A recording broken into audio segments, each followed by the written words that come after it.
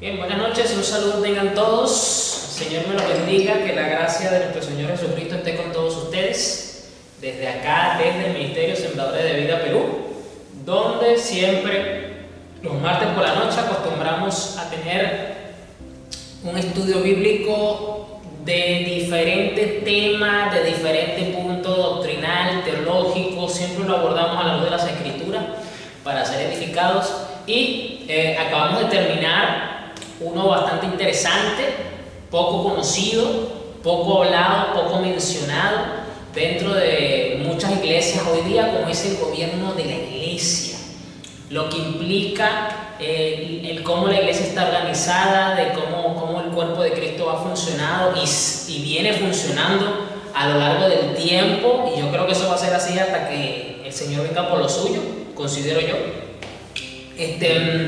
Y ha sido bastante interesante, porque muchos creen que todas las iglesias están organizadas o el cuerpo de liderazgo es igual en todos lados, y resulta que no.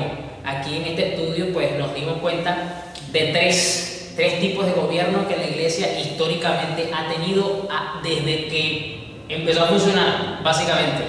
Desde que ya los apóstoles fueron tomados de esta tierra y la iglesia quedó en manos pues, del cuerpo de relevo siguiente de generación en generación.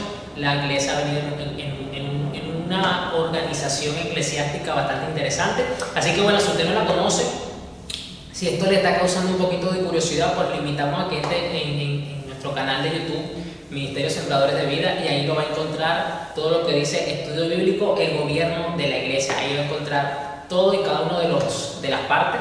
Le invitamos a que la vea toda para que sea totalmente de edificación. Así que, como hemos terminado, hoy vamos a responder una pregunta interesante, una pregunta que quizás algunos tienen dudas, a lo mejor otros ya la tienen más clara, pero a otros este tema les genera curiosidad y les gustaría pues saber qué dice la Biblia sobre, aquí está la pregunta: ¿puede un cristiano ser poseído por un demonio? ¿Puede un cristiano ser poseído por un demonio? Esa es la pregunta que vamos a responder hoy a la luz de las Escrituras, para despejar realmente las dudas que hay alrededor de este tema. Así que bueno, le invitamos a que se mantenga conectado con nosotros, y si no puede estar conectado en vivo con nosotros, pues esperemos pues que este video, cuando llegue a sus manos, sea de verdad de total edificación y de bendición para su vida. Así que bueno, vamos a entrar en materia y vamos a hacerlo como siempre lo hacemos, que es orando, pidiéndole al Maestro, pidiéndole al Espíritu de Dios que inspiró las Santas Escrituras, que nos ilumine, que nos enseñe, que nos edifique, y que todo lo que aquí podamos compartir sea de verdad de edificación para todas nuestras almas. Amén. Así que bueno, vamos a orar. Padre, en el nombre de Jesús, estamos Gracias, muy agradecidos, Señor, que nos permites nuevamente sentarnos a tu mesa. Sí, Señor. Alrededor de tu mesa, Señor, para degustar tu santa y bendita palabra. Tu Santo Espíritu nos guía a toda verdad y a toda justicia, que ilumine nuestro entendimiento, para que esta palabra que vamos a recibir hoy, Señor, ilumine nuestro entendimiento, que nuestra mente sea iluminada, clara, Señor, con tu palabra, de modo que podamos entender estos principios bíblicos, estas verdades bíblicas, y resolver esta incógnita. ¿Puede un cristiano ser poseído por un demonio? Es una pregunta que nos hacemos muchos de los creyentes, y en general, Señor, estamos aquí para aprender todos. Señor, que todos podamos recibir estas enseñanzas. Usa tu hijo el pastor Giri, úsame a mí como tu hijo, Señor, para que lo que hagamos aquí sea para gloria y honra de tu nombre, para que tu iglesia sea edificada, porque todo lo que hacemos es para gloria y honra tuya, y para que el cuerpo de Cristo, Señor, sea edificado y bendecido. En el nombre de Jesús, amén y amén. Amén. Bien, repito la pregunta que vamos a responder hoy a la luz de las Escrituras. Vamos a ir a la santa palabra de Dios para buscar la respuesta, porque esta pregunta tiene una respuesta según las Escrituras. Evidentemente, le repito, ¿puede un cristiano ser poseído por un demonio? Tenemos que partir desde la premisa de qué es un cristiano, cómo se define, no según nosotros, no según la sociedad, no según tu criterio, no según tu pastor, sino según Dios, según la palabra. ¿Qué es ser cristiano? ¿O qué es ser un creyente? Vamos a partir desde ahí primeramente. O sea, ¿qué es? Obviamente, podemos dar muchas respuestas, podemos dar una respuesta mucho más sencilla, como por ejemplo que un cristiano es un seguidor de Jesucristo. Es básicamente eso, porque básicamente un budista es un seguidor de Buda, qué sé yo, un musulmán es seguidor de Alá. En el ámbito político también se aplica el mismo principio. Por ejemplo, los chavistas son los seguidores del presidente fallecido Hugo Chávez, y así sucesivamente con cada líder. Digamos que se puede aplicar ese mismo concepto, pero la Biblia no simplemente define al creyente como un seguidor de Cristo solamente, sino que lo define como alguien que es una nueva criatura, alguien que ha nacido de nuevo, alguien que por lo tanto es regenerado, alguien que pertenece, que tiene exclusividad como propiedad de Dios. Aquí básicamente estoy citando varios textos de las Escrituras y simplificándolo todo en un solo concepto. ¿Okay? Es una persona que día a día está batallando contra el pecado, es una persona que ya tiene sus afectos, sus deseos, su voluntad, buscando fuertemente las virtudes del cielo, buscando agradar a su Salvador, pero sobre todo es alguien regenerado, es alguien que ha nacido de nuevo. Esto lo quiero dejar muy claro y hacer mucho énfasis, porque sin el nuevo nacimiento, ojo, el cielo no considera que alguien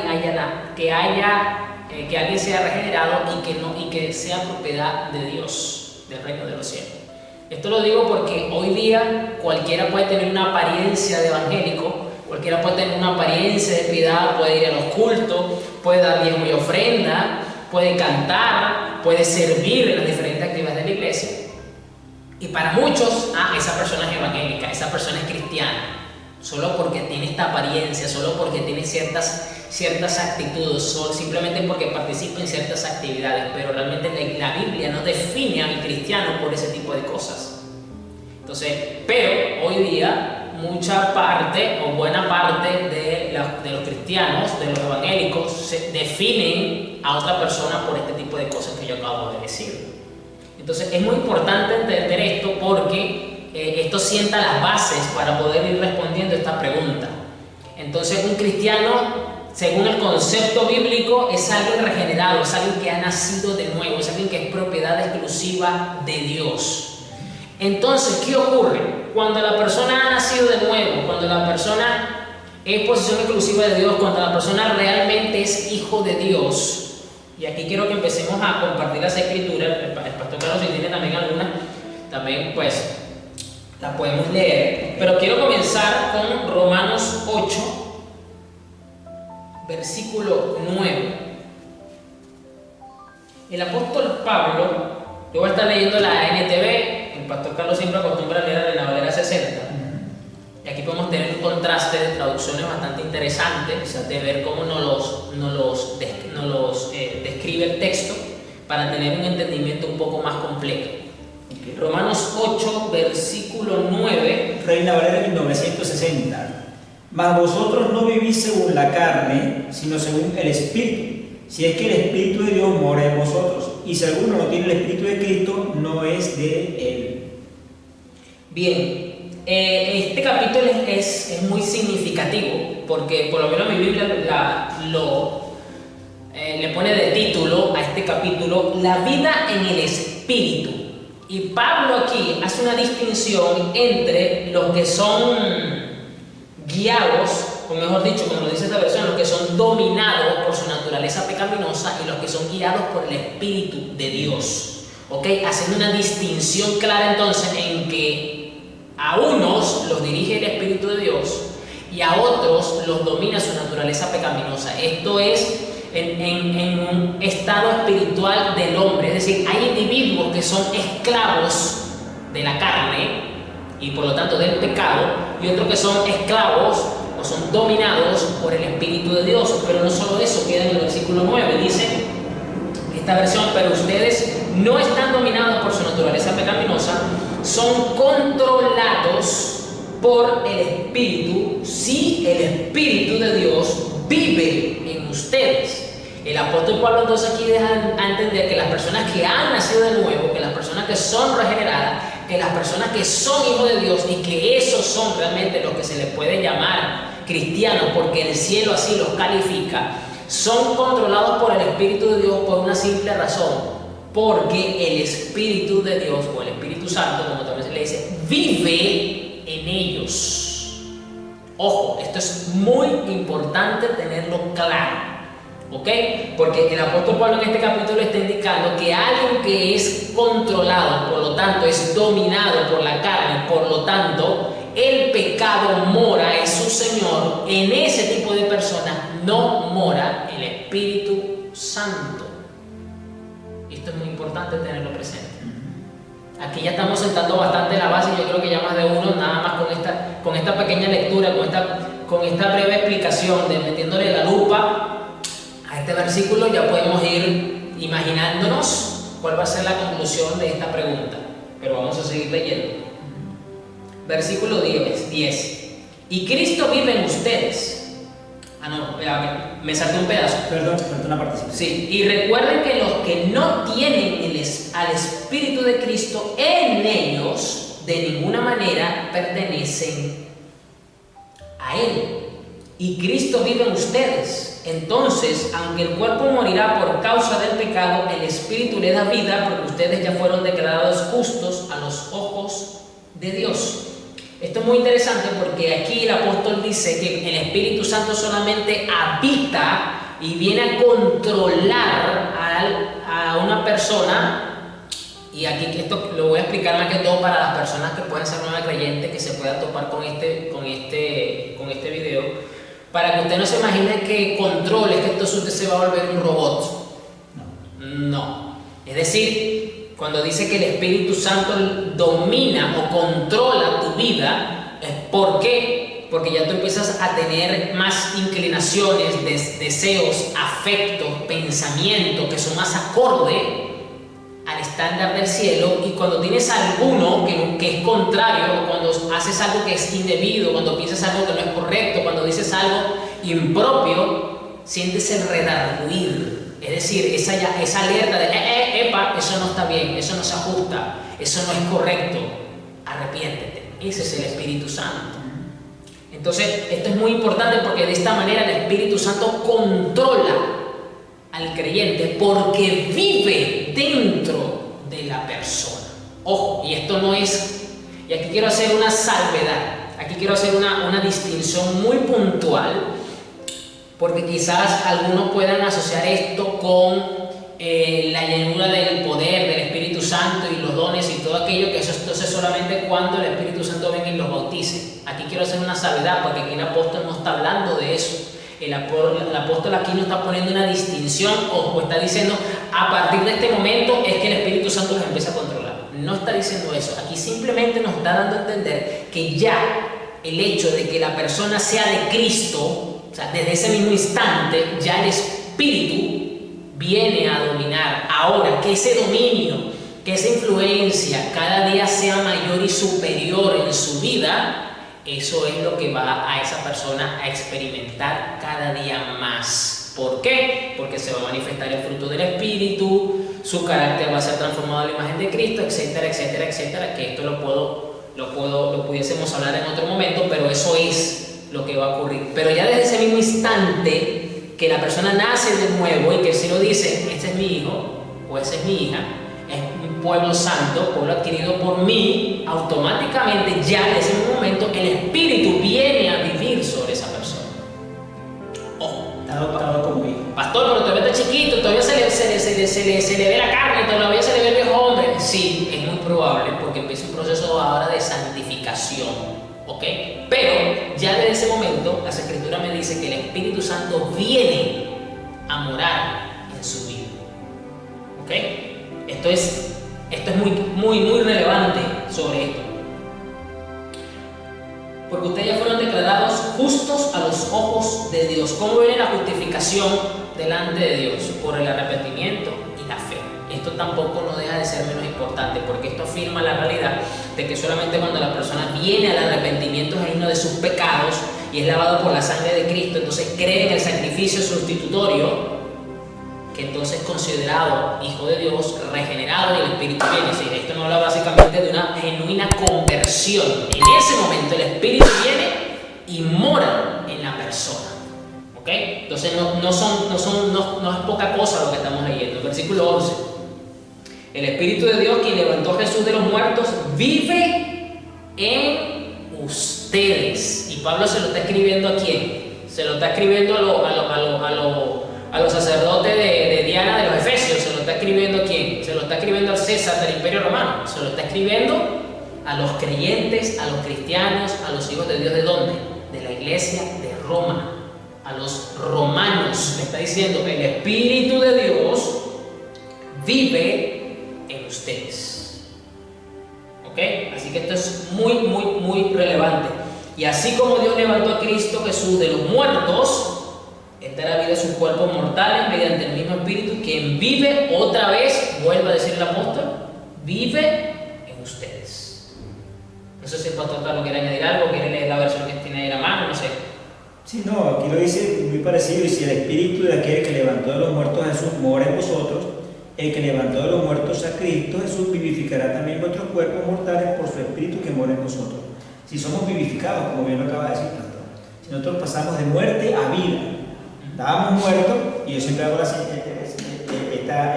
ejemplo, esta graficación. El ser humano es espíritu, alma y cuerpo, somos un ser trino. Este es nuestro cuerpo, nuestra parte morfológica, este es nuestra alma, que es mente, intelecto, sentimientos, emociones y voluntad, y este es nuestro espíritu, que es nuestra vida, la vida que nos da el Señor, la conexión con Dios. Cuando un hombre o un ser humano no tiene a Cristo, no ha nacido de nuevo, tiene la vida, que es este espíritu, pero está como muerto. Observe, este dedito está hasta la mitad, es decir, tiene la vida, porque tenemos vida, todos tenemos vida, pero está como muerto. Cuando nosotros recibimos a Cristo, nos arrepentimos, reconocemos a Cristo como nuestro Señor, le pedimos perdón por nuestro pecado, nos perdona nuestro pecado, nos lava con su sangre. Entonces el Espíritu Santo, ¿verdad?, viene el Señor y nos da vida, y nacemos aquí, tenemos este nacimiento. El Espíritu Santo nos vivifica y podemos entonces conectarnos con el Padre, y ya nosotros somos templo y morada del Espíritu Santo. El nuevo nacimiento es aquí, en el Espíritu. Entonces nos vivifica, tal cual lo dice la Escritura. O sea, esto tiene una relación hasta física para que entendamos cuál es la razón de por qué nosotros somos vivificados cuando nacemos de nuevo. Vamos a mirar otra lectura. Vamos a 1 Corintios 3, versículo 16. 1 Corintios 3:16 dice así: ¿no sabéis que soy templo de Dios y que el Espíritu de Dios mora en vosotros? Ok, ahora aquí el apóstol Pablo, hablándole a la iglesia de Corintios, a los hermanos de Corintios, les indica que nosotros, los creyentes, los regenerados, los que hemos nacido de nuevo, somos templo de Dios. Fíjese qué interesante que cuando usted va al Antiguo Testamento, usted ve dos lugares donde la presencia de Dios venía de visita. Yo digo que venía de visita porque la Biblia registra que Dios venía, decía lo que iba a decir y se iba, no se quedaba. Ojo, por eso lo pongo de esa manera para que usted me entienda, que venía de visita. Pero el hecho de que Dios viniera de visita no le quitaba mérito, no le quitaba el estatus de consagrado a Dios. Ojo, que era el tabernáculo de Moisés, que básicamente es una carpa, porque literalmente se hacía con telas, con báculos de madera, literalmente era una carpa. Una carpa, para que me entiendan. Y el templo de Salomón, se le dice así porque fue él el que llevó a cabo la construcción y la supervisión de lo que era la construcción, así como se construyen las casas. O sea, se hizo ya no con una carpa, sino con una edificación de cemento, bueno, en ese entonces no usaba cemento, de piedra, pero era una estructura, era un edificio cubierto de oro, con unas cosas espectaculares, columnas y todo aquello, ¿no? Ahí solamente, en el Antiguo Testamento, se registra que la presencia de Dios, cuando Dios quería venir y visitaba a su pueblo, lo hacía en esos dos lugares.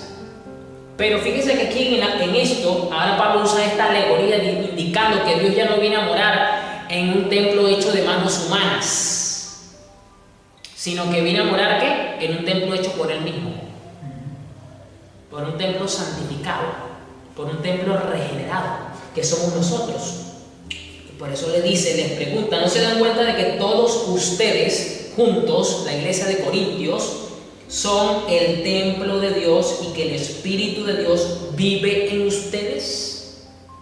Indicándole aquí nuevamente, Pablo ahora enseñándole a Corintios lo mismo que le estaba enseñando a la iglesia de Roma, pero en otro contexto diferente. Pero básicamente está ahí la misma verdad doctrinal. El Espíritu de Dios vive desde el mismo instante que la persona nace de nuevo en el creyente. Así es. Esto no es menos importante, ¿eh? Esto es muy importante. Y en el versículo 16 sigue ratificando y confirmando esta veracidad. Versículo 19, 1 Corintios 6, 19. Porque la sabiduría de este mundo es insensatez para con Dios, pues escrito está, Él prende a los sabios en la astucia de ellos. 1 Corintios 6, 19. 6, perdón, lo leí mal. 6, 19. ¿O ignoráis que vuestro cuerpo es templo del Espíritu Santo, el cual está en vosotros, el cual tenéis de Dios y que no sois vuestros? Esto es muy significativo porque aquí nuevamente les acabo de decir que en el Antiguo Testamento el templo era consagrado y ahí no había más nada sino la presencia de Dios, como se le dice, la Shekinah de Dios, cuando venía a visitar a su pueblo y se quedaba allí. Ahora el apóstol Pablo dice que Dios no viene a morar en templos hechos de mano de hombre, sino viene a morar en nosotros, en nuestro cuerpo. Ahora dice que nuestro cuerpo es un templo donde vive. Es templo del Espíritu Santo, quien vive en ustedes. Fíjense que no dice quien viene de visita de vez en cuando, como en el Antiguo Testamento. Dice que vive en nosotros, en este templo que está siendo ¿qué? Santificado, que está siendo regenerado, que está siendo cada día perfeccionado en la gracia. Entonces esto es muy significativo porque el Espíritu de Dios no permite que venga otro espíritu contrario a su naturaleza a controlar su templo. Así es. Así que esto no es cualquier cosa. De por sí, en el versículo 17 dice, ustedes no se pertenecen a sí mismos, porque Dios los compró a un alto precio, por lo tanto honren a Dios con su cuerpo. Aquí dice el 17, 1 Corintios, ¿no? 1 Corintios 6, 17, la Reina Valera dice así, pero el que se une al Señor, un espíritu es con él. Es Interesantísimo. Importante porque estamos unidos en espíritu al Señor. No podemos tener otra dualidad. Es con el Señor, no de otra forma. Ok. Vamos ahora a los evangelios. Vamos a Lucas 4:33.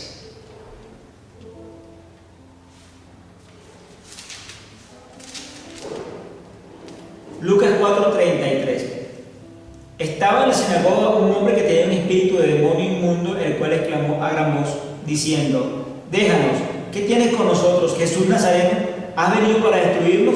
Yo te conozco quién eres, el Santo de Dios. Fíjense que en este momento Jesús está predicando en una sinagoga y recordemos que antes del sacrificio de Cristo el hombre no tenía forma de ser regenerado, no tenía forma de nacer de nuevo. Ojo, eso es solamente producto del sacrificio de Cristo. El hombre no puede ser justificado por medio de la fe. ¿Ok? Entonces, era posible que fuese lleno de demonios, que fuese poseído por demonios. Fíjese el contraste que encontramos acá. ¿Ok? Esto es para que veamos que es solamente uno de los tantos casos que usted va a encontrar en las Escrituras de personas que estaban endemoniadas y tienen una particularidad: no eran personas que habían nacido de nuevo.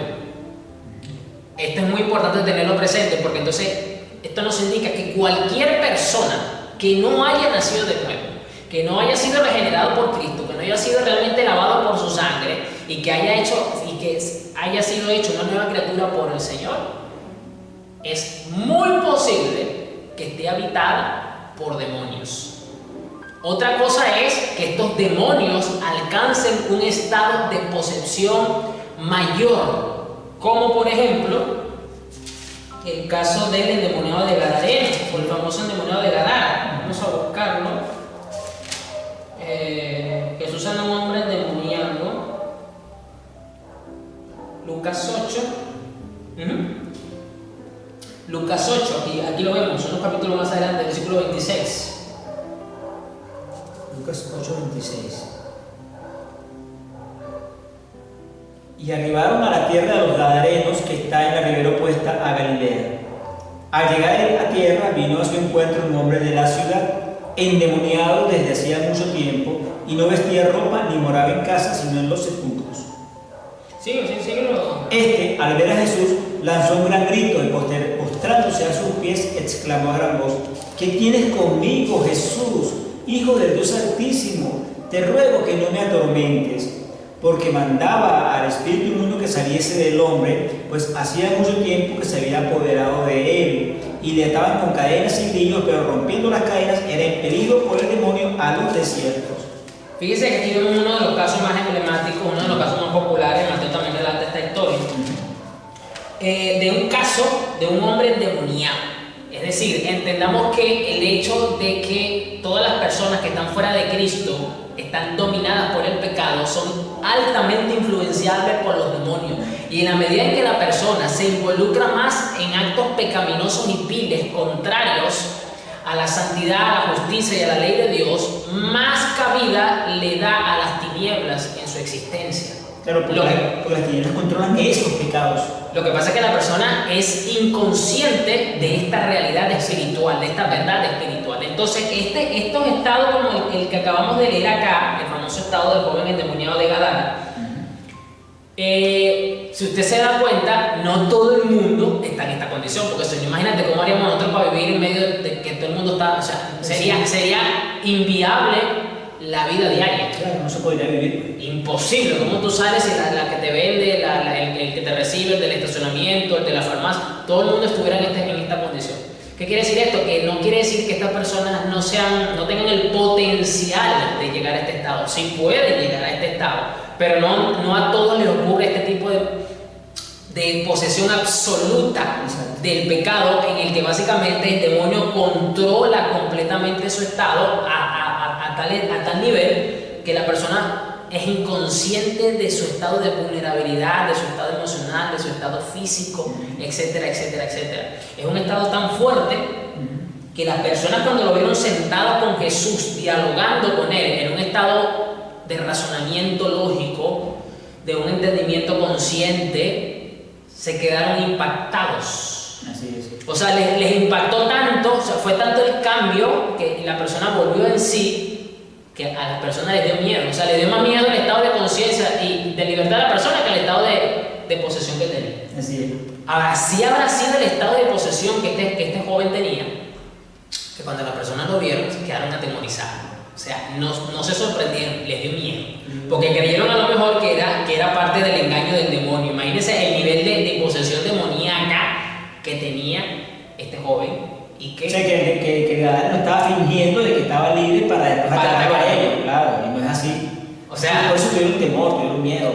No era para menos, pero dijeron, no, ya va, pero de verdad está como que es libre, porque si no, el maestro no estuviera hablando con este hombre.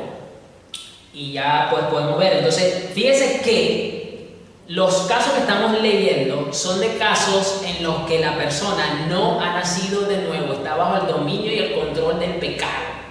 Esto es muy significativo porque esto ya nos deja ver que hay una clara diferencia en la que Dios no va a permitir que alguien que ha nacido de nuevo llegue a este nivel, a este estado. Repito, si un supuesto cristiano entonces llega a este nivel de condición o se aproxima a este nivel, sin lugar a dudas yo puedo decir que esa persona realmente no ha nacido de nuevo, porque una cosa es la posesión, ojo, y otra cosa es un tormento o una influencia externa, o como también se le dicen mucho, una opresión demoníaca. Es muy distinto a una posesión demoníaca. ¿Ok? Esto es bueno tenerlo presente. Yo quiero que vayamos ahora a Mateo 28, porque yo quiero que veamos la gran comisión. ¿Es en Mateo? Mateo 28, 19. Sí, a ver. Se acercó todas las naciones. No, eso está en Marcos. Pues te habla la parte de los Echará fuera demonios. Entonces está en Marcos. Sí. Ajá, sí, es en Marcos. Marcos 16, versículo 15 en adelante. Ok. Marcos 16, 15 en adelante. Y les dijo: id por todo el mundo y predicar el evangelio a toda criatura. El que creyere y fuere bautizado será salvo, mas el que no creyere será condenado. Y estas señales, es decir, se van a manifestar. Estas señales seguirán a los que creen. En mi nombre, en nombre de Jesús, echarán fuera demonios, hablarán nuevas lenguas, tomarán en la mano serpientes, y si bebieren cosas mortíferas no les hará daño. Se los enfermos pondrán las manos y sanarán. Fíjese que el hecho de expulsar demonios, ¿ok? Llámese exorcizar, liberar, pongan el término que usted quiera, sencillito, pero es el acto de expulsar demonios o echar fuera demonios, como lo dice la Reina Valera, está asociado con personas que no se han arrepentido, con personas que se les va a predicar el evangelio y que están llenas de demonios, que están atadas por las tinieblas, que el pecado los domina y que por lo tanto son personas en gran potencia. Pueden manifestarse los demonios para que luego que crean en ese proceso de convertimiento, de arrepentimiento por causa de escuchar el evangelio, son libres y viene el Espíritu Santo. Fíjense que esto está asociado entonces ¿a dónde? A la evangelización. Es cuando usted lleva el mensaje del evangelio que usted se puede topar con estos casos. Fíjese en donde el Señor comisiona a la iglesia. Usted va a echar fuera demonios o usted va a expulsar los demonios, no de otros que son iguales que usted, no, sino aquellos que no han escuchado el evangelio, aquellos a los que tú le vas a predicar, aquellos, el vecino, el familiar lejano, cercano, el compañero de trabajo, el jefe. Eso puede pasar. Ojo, usted se imagina que usted le esté predicando al jefe y en esa oficina al jefe se le manifiestan los demonios, te va a tocar echarlo fuera. ¿Qué ha pasado? Porque si le estás predicando el evangelio, tú no puedes pretender entonces dejar las cosas a mitad de camino. Como decimos en Venezuela, mataste el tigre y ahora le tienes miedo al cuero. No. O sea, si mataste el tigre, te toca quitarle el cuero. Así es. Porque eso forma parte de la evangelización, del evangelismo, de llevar las buenas nuevas de salvación. Fíjese, porque aquí está enmarcado. Es allí, en ese momento, donde la persona es totalmente libre de los demonios, del pecado, de las tinieblas que dominan su vida. Entonces ya aquí básicamente a este punto, esta pregunta está bastante ya, tiene mucha más luz. Entonces, ¿puede un cristiano ser poseído por un demonio? No. Yo diría que el que es cristiano ahorita fue liberado de los demonios al convertirse a Cristo. Así es. ¿Por qué? Porque ahora vive el Espíritu de Dios en él. Está lleno del Espíritu de Dios en él. El fruto del Espíritu se ve en él. Yo quiero hacer aquí un paralelo entonces de que si la Biblia nos muestra a nosotros que las características de una vida llena del Espíritu es el fruto, amor, gozo, paz, benignidad, fe, todo eso que usted sabe de Gálatas, podemos decir que entonces lo contrario a eso es el carácter y la manifestación visible de la posesión demoníaca de una persona. Es decir, el odio, la crueldad, el rencor, la ira, la envidia, la altivez, la incredulidad, son frutos de las tinieblas, son frutos del carácter satánico de los demonios en la persona. Entonces, si una persona tiene mucho de amargura, tiene mucho de ira, tiene mucho de impaciencia, eso es un claro rasgo, es la palabra que estoy buscando, de la influencia demoníaca en su vida. Obviamente en las personas que no son creyentes es donde más se ven este tipo de cosas. Por eso es cuando se convierten a Cristo, en el tiempo uno empieza a notar los cambios y hasta uno mismo se asombra. Wow, yo antes era así, Señor, yo antes, mira, ahora yo antes hacía esto, yo antes decía lo otro, yo antes reaccionaba así. Definitivamente que tú cambias, Señor, gloria a Dios a tu nombre, porque ese es el carácter. El fruto del Espíritu es lo que muestra a las personas y a nosotros mismos que el Espíritu de Dios vive en nosotros.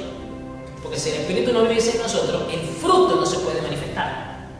Así es. Entonces queda claro que la gran comisión, como le decimos nosotros los cristianos, a estas instrucciones de Jesús, que toda la Iglesia Universal de Cristo, indistintamente de su denominación, cumple y está de acuerdo en ella, está asociado la expulsión demoníaca con la posesión demoníaca de personas que no son cristianas, porque allí es donde tenemos la capacitación del Espíritu de Dios, del poder de Dios, es donde tenemos el respaldo del cielo para echar fuera demonios.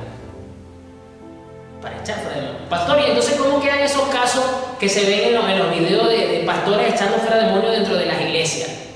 Bueno, aquí voy a decir algo que siempre lo digo cuando vamos a la lectura de la Biblia. Hay que mirar el contexto de esos videos. Por lo general, son personas que no son cristianas, son personas que son simpatizantes, son personas que vienen por primera vez al templo porque algún familiar los invitó, porque algún compañero de trabajo lo invitó y aceptó ese día, y bueno, ese fue el día de su liberación, ese fue el día en que debió pues haber nacido de nuevo. Pero ¿qué pasa? ¿Qué ocurre si un creyente, puede ser cualquiera, porque esto no era exclusivo de los apóstoles, esto no es solamente exclusivo de los pastores, esto es para toda la iglesia de Jesucristo? ¿Qué pasaría si a una persona que no ha nacido de nuevo se le echan fuera los demonios?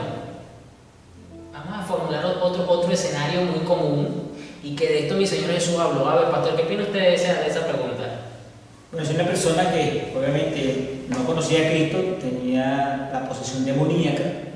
Una vez que nace de nuevo, obviamente tiene que ser expulsado los demonios para que pueda entrar entonces el Espíritu Santo. No, pero el planteamiento es el siguiente: una persona que no ha nacido de nuevo, que tiene claras señales de una manifestación demoníaca en su vida, de un cierto nivel de posesión, y un cristiano dice, le echa fuera los demonios, fuera en el nombre de Jesús, como lo quiera practicar. Okay. Pero la persona no ha nacido de nuevo y la persona no se va a congregar nunca. ¿Qué pasa en ese caso? Si la persona le echa fuera los demonios y no ha nacido de nuevo, la Biblia dice que una vez que un demonio es expulsado de una persona, se va el demonio, anda por lugares secos y desérticos, y después dice, bueno, voy a volver a mi casa de donde salí, debe estar limpia y adornada, y se lleva a 7 peores que él. Entonces viene ese demonio que salió de la persona, viene con 7 más que son peores que él y vuelven a poseer a aquella persona, por lo cual aquella persona que no ha nacido de nuevo y le expulsan un demonio,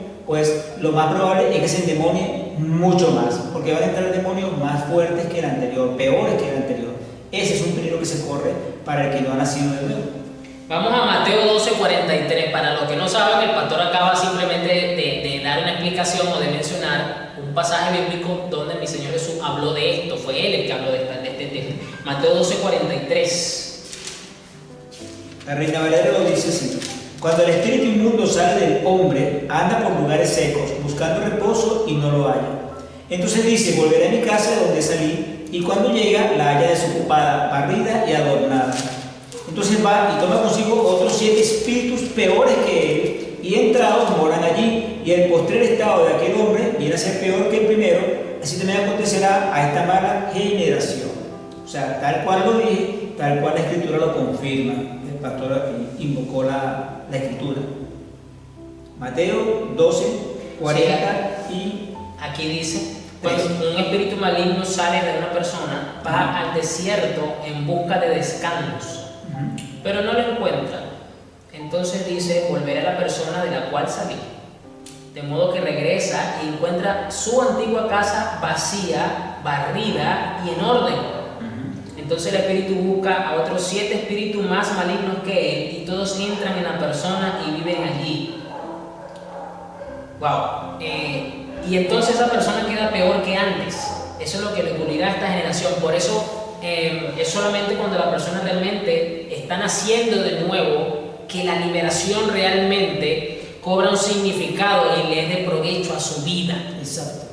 ¿Por qué? Porque la casa no va a quedar vacía, como lo dice aquí mi Señor Jesús, sino va a estar llena, porque ya acabamos de ver anteriormente y comenzamos por ahí, que el Espíritu Santo viene a morar, viene a llenar, viene a vivir en aquella persona que ha nacido de nuevo. Entonces, no va a estar vacía. Cuando el Espíritu Santo dice, me voy a dar una vueltica por donde salí, no puedo pasar para allá, porque está llena.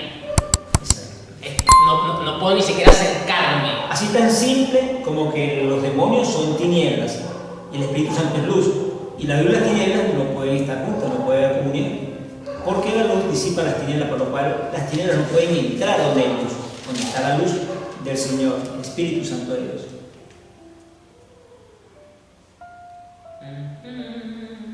Sí, esa persona queda peor que antes. Bueno, Lucas también registra este momento. Lucas 11:24. Precisamente el contexto está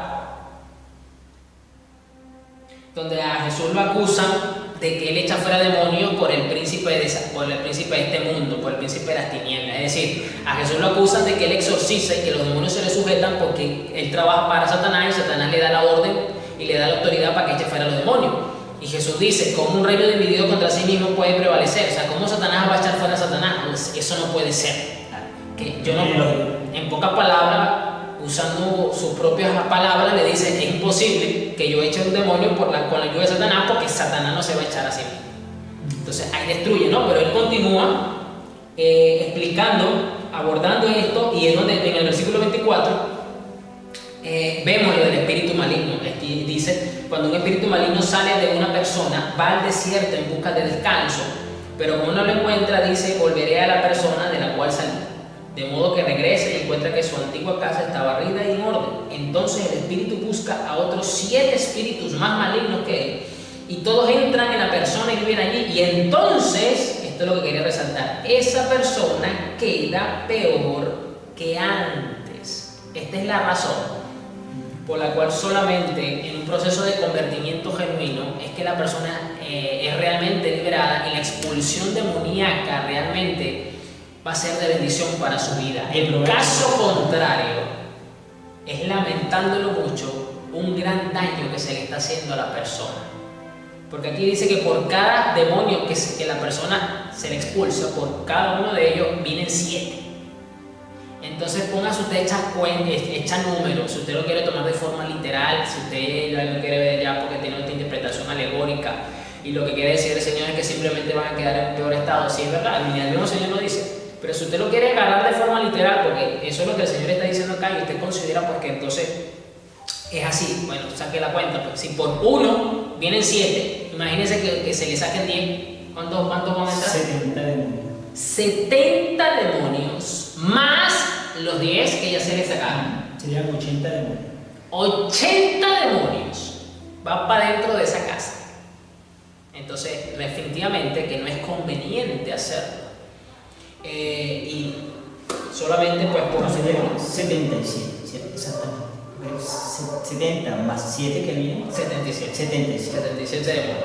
Bueno, igual es una cifra... Sigue siendo igual una demoniera. Una demoniera, como decimos nosotros en Venezuela. Sigue siendo una cifra escandalosa y perturbadora. Que 77 personas vivan en un individuo. Claro, 67 puede ser algo maldades, pues 77 formas de hacer el mal, 77 formas de maldad, o sea, es una cosa horrible. Cuando usted lo quiera mirar, es un estado espantoso. Como lo mira. Y que no es conveniente entonces expulsar los demonios de una persona que realmente no se está convirtiendo, no se va a convertir a Cristo, quizás todavía, ojo, no quiere decir que esa persona quizás, no lo sabemos porque solo Dios lo sabe, quizás más adelante en su vida, quizás sí se vaya a convertir, es posible que sí sea, pero en ese momento no, a lo mejor no. Igualmente no es conveniente porque se le estaría haciendo un gran daño a esa persona. Más bien sería entonces un acto de misericordia dejarlo como está. Claro, preferiblemente es tratar de llevarlo a que se arrepienta de sus pecados, le pida perdón al Señor y reciba a Cristo en su corazón, reciba al Señor, y que ciertamente él puede en ese momento, desde su corazón, realmente nacer de nuevo con Cristo, pues digamos, recibir al Señor para que el Espíritu Santo venga a él, y entonces en ese momento, obviamente, hay que hacer la liberación. ¿Por qué? Porque obviamente la persona en ese momento que está pidiendo perdón, obviamente el Señor va a hacer un trabajo y puede haber una liberación de la persona. Sí, es posible que sea, pero como estamos nosotros conscientes de que solo Dios es el que conoce el que va a nacer de nuevo y el que no, pues tenemos que apelar a la dirección del Espíritu Santo para que nos dé el discernimiento, nos dé el entendimiento para proceder de lo más correctamente posible en cada situación. Con misericordia es preferible a veces dejarlo tranquilo porque va a ser peor el estado de la persona. Es verdad.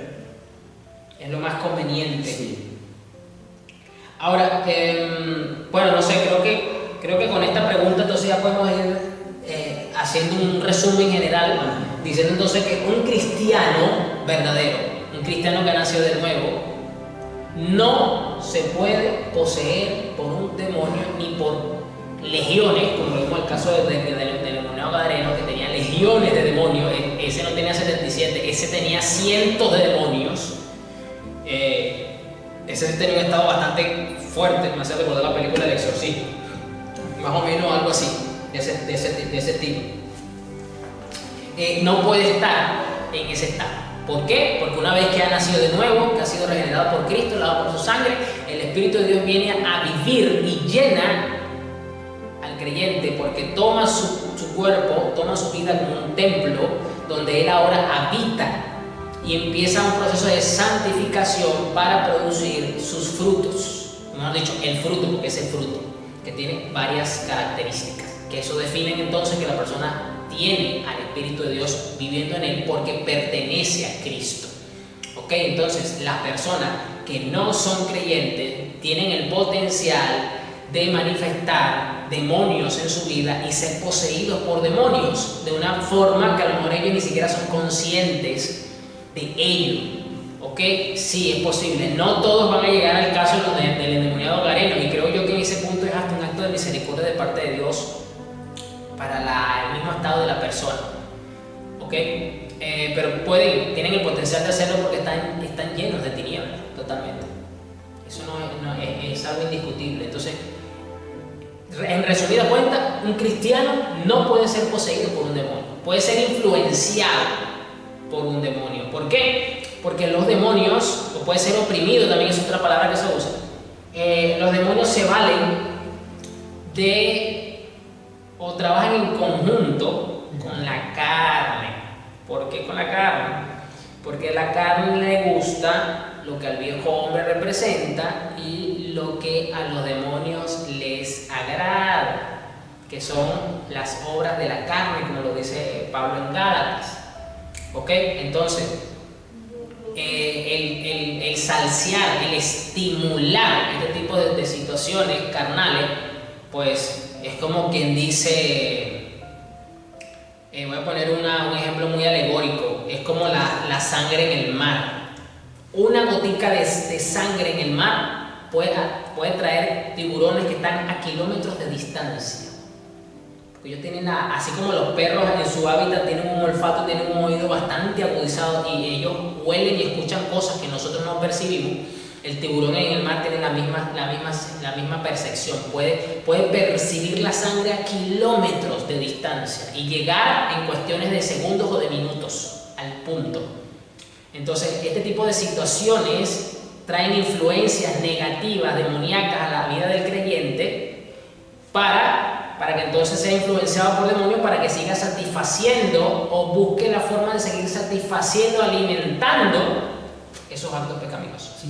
El significado aquí, por ejemplo, la palabra posesión, para saber qué significa ser poseído, proviene del latín possessio, que significa acto de poseer ciertas cosas, ya sean materiales o incorpóreas.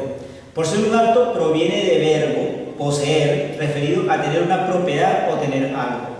La posesión de un demonio es que se ha apropiado de esa persona, de esa voluntad, de esa parte incorpórea de esa persona.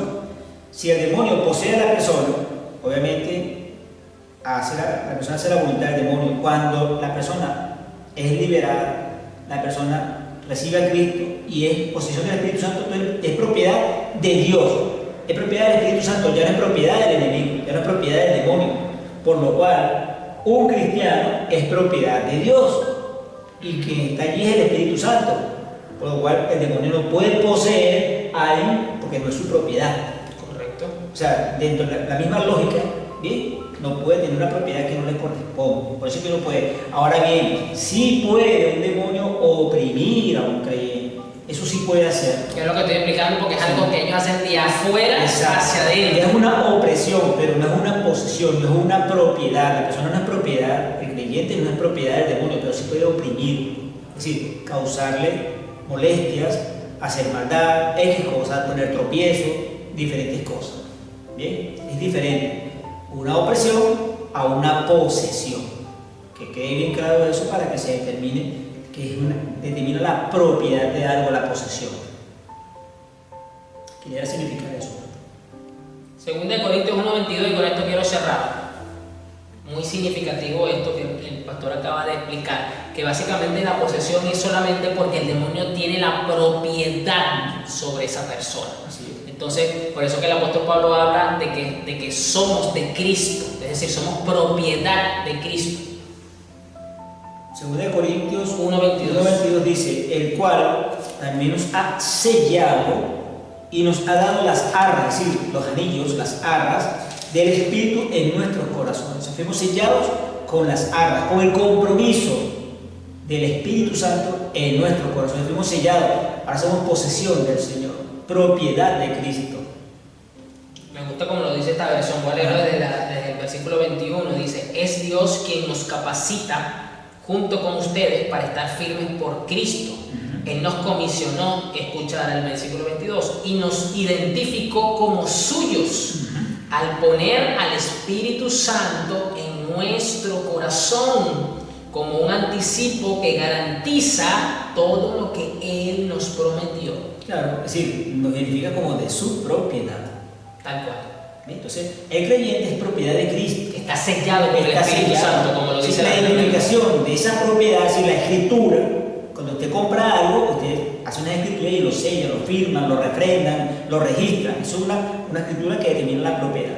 En nosotros, por ejemplo, una persona se casa y las arras que llevan los casados es que le pertenece exacto, del pacto, de una posesión. Uno le pertenece al otro, son suyos los dos. No puede entrar una tercera persona porque están uno en otro propiedad. De hecho, la Biblia dice son los dos una sola carne.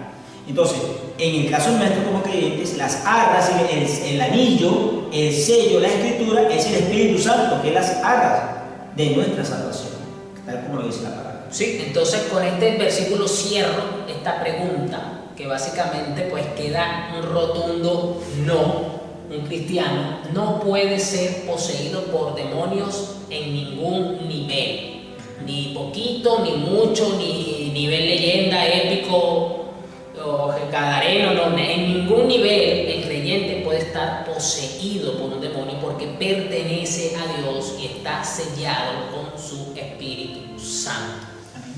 Quizás ese creyente está en rebeldía, quizás ese creyente está desanimado, quizás ese creyente está frío, quizás ese creyente le está dando gustico a la carne. Sí, quizás, es posible, sí, pero no va a ser poseído por demonios. Ojo con eso. ¿Puede Dios permitirle a Satanás que lo venga a probar, como hizo con Job? Porque le está dando gustico a la carne, le está llamando lo que no debe. O como le dijo Pedro, quieren zarandearlos. Los quieren zarandear. Entonces, ya es otro tema que podemos abordar en otro momento.